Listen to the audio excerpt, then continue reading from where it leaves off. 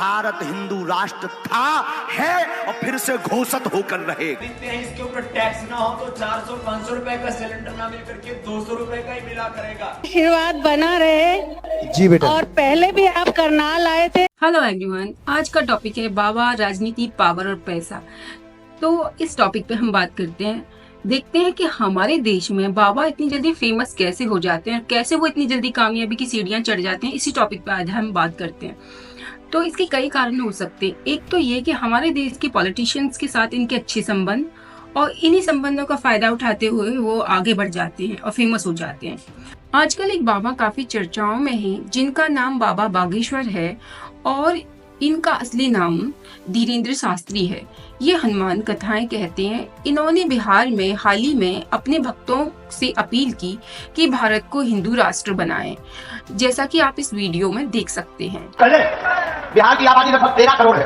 गिनती अगर मान लो 12 मान लो 13 मान लो, लगभग होगी। हम एक बात कहते थे इस कथा के माध्यम से, आज एक संकल्प लेकर घर जाना। जिस दिन इस बिहार राज्य के 13 करोड़ लोगों में से 5 करोड़ लोग ही अपने घर के बाहर धर्म का ध्वज मस्तक पर तिलक लगाकर निकलने लगेंगे, उसी दिन भारत हिंदू राष्ट्र की ओर अग्रसर होगा।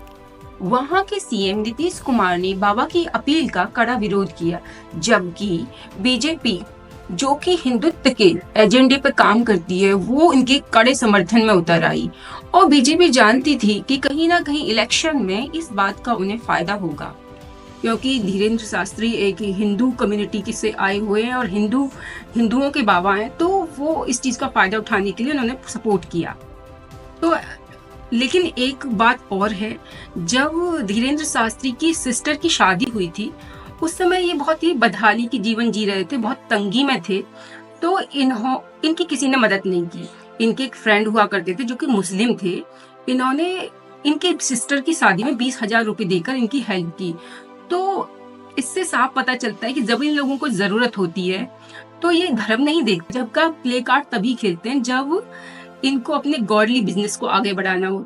ऐसा नहीं है कि सिर्फ बीजेपी के लीडर्स के बाबाओं के साथ कनेक्शन होते हैं, बाकी और पार्टियों के लीडर्स के भी बाबाओं से कनेक्शन हमेशा रहे हैं।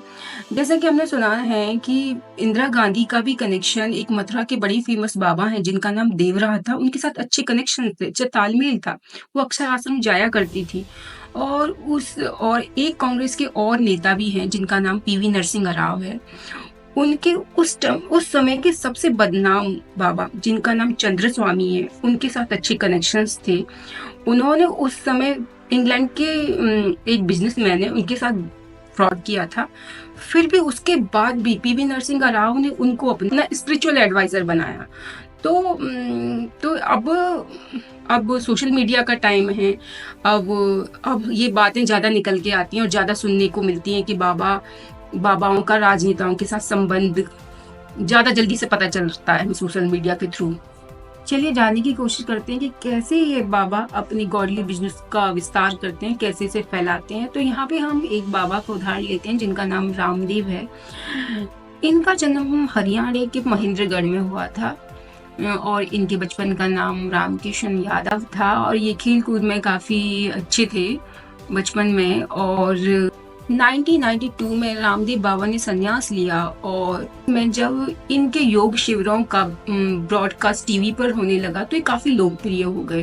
2006 में पतंजलि योग पीठ के उद्घाटन जब हुआ तो संघ और बीजेपी के नेताओं की प्रेजेंस ने उन्हें और अधिक पॉपुलर बना दिया। इसके बाद 2009 में 11 लाख रुपए बीजेपी को डोनेट किए। 2014 में इलेक्शन से 6 महीने पहले रामदेव जी ने एक भविष्यवाणी की थी कि बीजेपी सत्ता में आएगी, और ऐसा ही हुआ।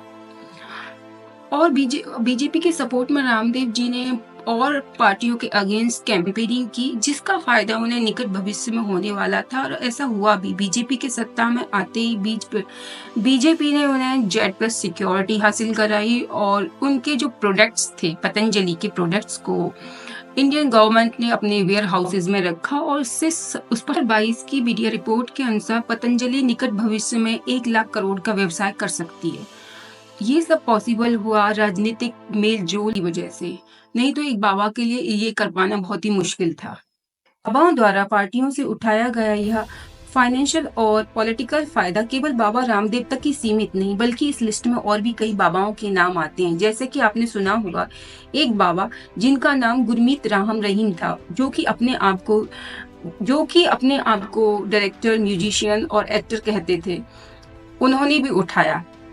गुरमीत राम रहीम को 2 सालियों के और डेरा सच्चा सौदा के मैनेजर और एक पत्रकार के मर्डर के आरोप में 20 साल की सजा हुई। और मजेदार बात यह है कि 4 साल में गुरमीत राम रहीम को 9 बार पैरोल पर रिहा किया गया, और वो भी जब इलेक्शन के टाइम पर। रूलिंग पार्टियां कहीं ना कहीं इलेक्शन में उनका फायदा उठाना चाहती थी, इसीलिए उन्हें पैरोल पर रिहा किया गया।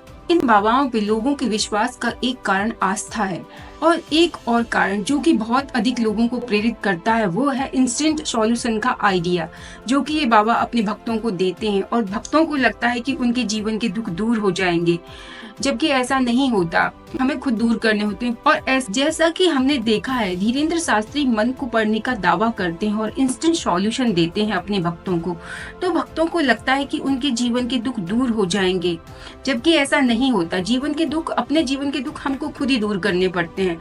तो जगह जगह इन बाबाओं ने जो दुकानें खोली हैं वो अपने गॉडली बिजनेस को एक्सटेंड करने के लिए खोली है, ना कि हम लोग भक्तों के जीवन के उद्धार के लिए। तो आपको समझने की जरूरत है